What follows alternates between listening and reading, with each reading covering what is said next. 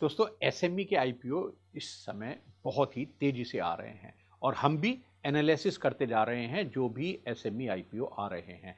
Analysis इस condition पर हैं कि भैया ये हमारी कोई एडवाइस नहीं है, डिसीजन आपको अपने से लेना है। दोस्तों इसी कड़ी में आज हम एनालिसिस कर रहे हैं मंगल कंप्यू सॉल्यूशन लिमिटेड का। जी हाँ, इस कंपनी का जो आईपीओ आ रहा है दोस्तों वो 12 नवंबर को ओपन होगा और 14 नवंबर 2024 को क्लोज हो जाएगा। दोस्तों यहाँ पर उन्होंने कहा कि भैया फिक्स प्राइस है, भैया ले लो, हमारे शेयर्स लेने हैं तो 45 रुपीज़ पर शेयर के हिसाब से ये कंपनी अपना आईपीओ लेकर आई है। और वो कह रही है कि भाई हम देखिए 36,06,000 शेयर्स का हमारा ये साइज है और हम टोटल जो अमाउंट कलेक्ट होगा इस हिसाब से 16 करोड़ 23 लाख रुपए, 16.23 करोड़ रुपीज़। दोस्तों ये जो एसएमई का आईपीओ आ रहा है ये आ रहा है बीएसई एसएमई एक्सचेंज पर। अगर आप यहाँ पर इन्वेस्ट करना चाहते हैं तो आपको 3,000 शेयर्स के लॉट में इन्वेस्ट करना होगा और टोटल आपको लगाना होगा 45 रुपीज़ के हिसाब से 1,35,000 रुपीज़। दोस्तों ये जो कंपनी है ये करती है business of renting and selling of IT hardware equipment. तो ये रेंट पर देती है दोस्तों बहुत सारे जो आईटी इक्विपमेंट हैं, जैसे सर्वर है, लैपटॉप है, डेस्कटॉप है, प्रिंटर है, प्रोजेक्टर है, router, switches, work station, plasma LCD TV, PA system, जो भी आपको चाहिए भैया, जो भी एसेसरी चाहिए आईटी से रिलेटेड आप ले सकते हैं इनसे रेंट पर। और ये कंपनी कह रही है कि भैया हम देखो नए और प्री ओन्ड आईटी इक्विपमेंट जो हैं वो हम देते हैं अपने क्लाइंट्स को एज पर देयर रिक्वायरमेंट। चलिए दोस्तों इस कंपनी के जरा फाइनेंशियल्स भी देख लेते हैं। और ये जो कंपनी है अपनी बिजनेस एक्टिविटीज से कोई दोस्तों मेजर प्रॉफिट अर्न नहीं कर रही है। मैं बताता हूं क्यों, क्योंकि जो प्रॉफिट है वो इसका और दूसरे सोर्स से आ रहा है। बिजनेस से ज़्यादा प्रॉफिट भैया ये कंपनी नहीं कमा रही। 2022 में दोस्तों कंपनी का जो रेवेन्यू था वो 17.21 करोड़ था। 2023 में भी लगभग उतना रहा यानी 17.48 करोड़ हो गया और 2024 में थोड़ा सा और बढ़कर 20 करोड़ 88 लाख रुपए पर पहुंच गया।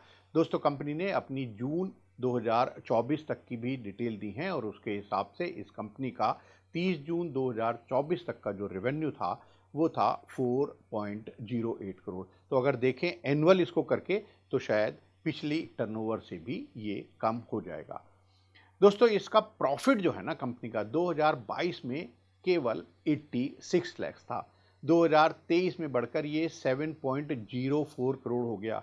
लेकिन दोस्तों यहाँ पर एक बहुत बड़ा कैच है, मैं बताऊंगा कि भैया ये 86 लाख से 7 करोड़ कैसे हो गया। देखिए पूरा वीडियो और जानिए कौन कौन सी किस किस तरह की जो एसएमईज हैं वो लेकर आ रही हैं अपना आईपीओ। दोस्तों 2024 में ये प्रॉफिट फिर कम हो गया क्योंकि वो 7 करोड़ का तो कुछ और भी कारण था और रिड्यूस होकर इसका प्रॉफिट 2024 में रह गया 3.86 करोड़ रुपीस। और दोस्तों जून 2024 में वो कह रहे हैं कि भैया हमारा जो प्रॉफिट है वो 81 लाख हो गया। लेकिन दोस्तों जो कैच है वो ये है कि जो मेजर प्रॉफिट है ना वो अदर सोर्सेज से है। अदर सोर्सेज क्या है दोस्तों, जैसे इंटरेस्ट इनकम हो गई, वो तो भैया आप बिजनेस करो या ना करो तब भी हो सकता है। कैपिटल गेन है, डिविडेंड इनकम है, वो भैया आप ये आईटी का बिजनेस ना करो वो काम कर लो तब भी आ सकते हैं। तो ये बिजनेस से जो फायदा है वो नहीं है।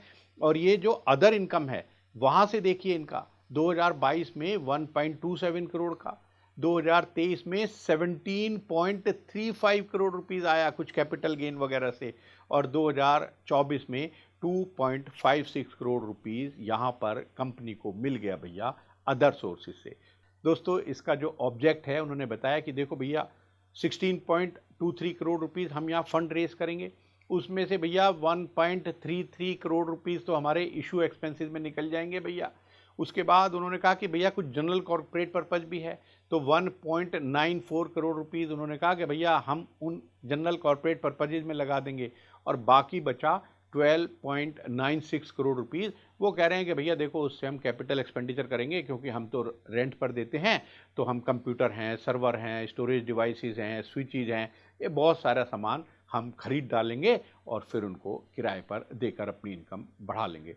दोस्तों इस कंपनी की मैंने एक और खास बात देखी कि भैया बोरोइंग फिर भी उन्होंने भर भर कर ले रखी है।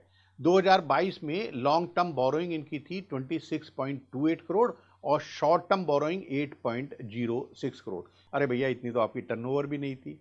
2023 में long term borrowing 19.92 crore rupees और शॉर्ट टर्म बोरोइंग 6.66 करोड़। तो आपका भैया यहाँ टोटल बोरोइंग हो गई इस कंपनी की 26.52 करोड़ रुपीस। फिर भैया टर्नओवर से ज़्यादा हो गई बोरोइंग।